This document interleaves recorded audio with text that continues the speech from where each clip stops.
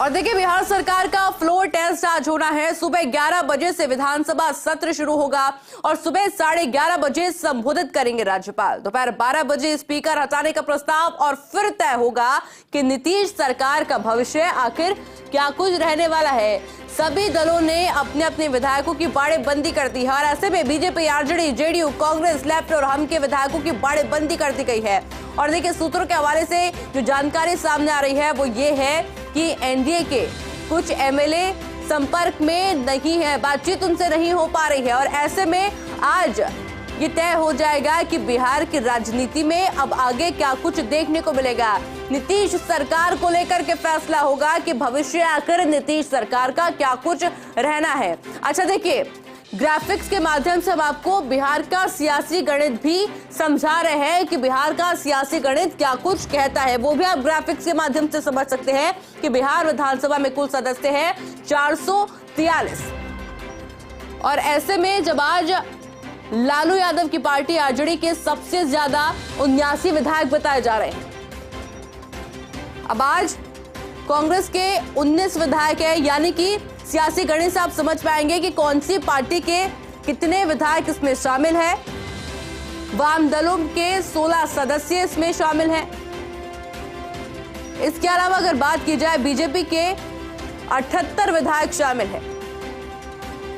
अब आप समझिए कि एनडीए के कुछ ऐसे एमएलए हैं, कुछ ऐसे विधायक हैं जो कि संपर्क में अभी नहीं है। कई नाम इसके अंदर शामिल है, तो ये नीतीश कुमार की टेंशन को जरूर बढ़ा सकता है।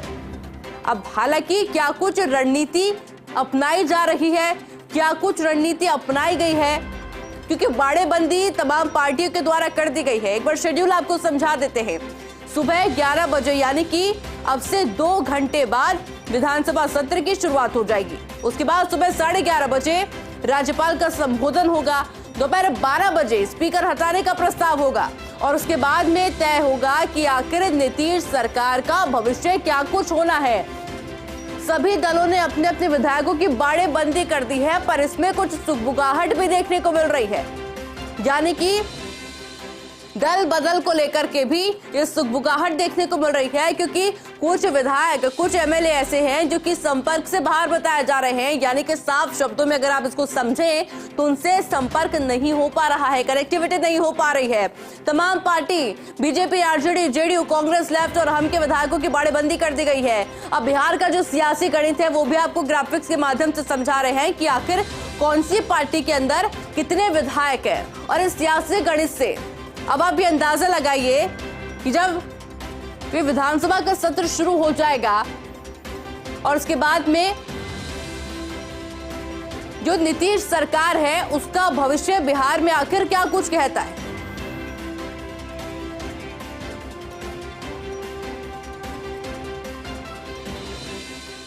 और इसी खबर पर अधिक जानकारी के लिए मेरे साथ मेरे सहयोगी सर्वेश सिंह भी पटना से जुड़ चुके हैं। सर्वेश, क्या कुछ समझा जाए 11 बजे जब विधानसभा सत्र शुरू हो जाएगा, उसके बाद में नीतीश सरकार का भविष्य क्या कुछ होना है ये तय होगा, क्योंकि अभी तक जो खबरें सामने आ रही हैं कि कुछ विधायक ऐसे हैं जो कि संपर्क में नहीं है, कनेक्शन उनसे नहीं हो पा रहा है।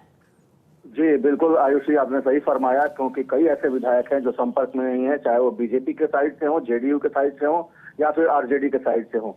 करीब ऐसे 1 दर्जन विधायक हैं जो अभी तक संपर्क में नहीं है और उनको लेकर संशय की स्थिति बनी हुई है। ऐसी परिस्थिति में जो 122 का जो मैजिक फिगर है उसका आंकड़ा कम हो सकता है। हालांकि अभी कुछ समय अब शेष है और देखने वाली बात होगी कि कितने विधायक आज विधानसभा की कार्रवाई के लिए पहुंचते हैं। 11 बजे से कार्रवाई शुरू होनी है। पहले राज्यपाल का भाषण होगा, उसके बाद एनडीए की तरफ से जो अविश्वास प्रस्ताव लाया गया है विधानसभा अध्यक्ष को लेकर, क्योंकि आरजेडी कोटे से विधानसभा अध्यक्ष अवध बिहारी चौधरी को बनाया गया था और उनको लेकर अविश्वास प्रस्ताव एनडीए के कोटे से लाया गया है। तो अब देखने वाली बात होगी कि अविश्वास प्रस्ताव पहले ठहरता है फ्लोर पर या नहीं, क्योंकि उसको लेकर पहले कम से कम 35 ऐसे विधायक होने चाहिए जो जिन्होंने अविश्वास प्रस्ताव के समर्थन में अपने हस्ताक्षर किए हैं। अगर वो खड़े होकर अविश्वास प्रस्ताव के समर्थन में एक बार फिर से अपना आवाज बुलंद करते हैं तो ऐसी परिस्थिति में विधानसभा अध्यक्ष को अपनी कुर्सी गंवानी पड़ेगी और उसके बाद उपाध्यक्ष जो होते हैं विधानसभा के वो कार्रवाई को आगे बढ़ाएंगे और उसके बाद नीतीश कुमार फ्लोर टेस्ट के लिए जाएंगे। तो फ्लोर टेस्ट को लेकर भी ये बातें सामने आ रही कि 122 विधायकों की संख्या होनी चाहिए, जो कि बहुमत का आंकड़ा है। हालांकि अगर कुछ विधायक गायब रहते हैं विधानसभा कार्रवाई से, तो फ्लोर टेस्ट का जो मैजिक फिगर है वो कम हो सकता है। तो देखने वाली बात होगी। अभी कुछ ही देर में संशय के बादल छट जाएंगे आयुषी। और बिल्कुल सर्वेश, देखना होगा कि फ्लोर टेस्ट में आखिर क्या कुछ देखने को मिलता है। आप निगाहें बनाए रखिएगा, आगे भी जानकारी आपसे लेते रहेंगे। फिलहाल के लिए बहुत बहुत शुक्रिया।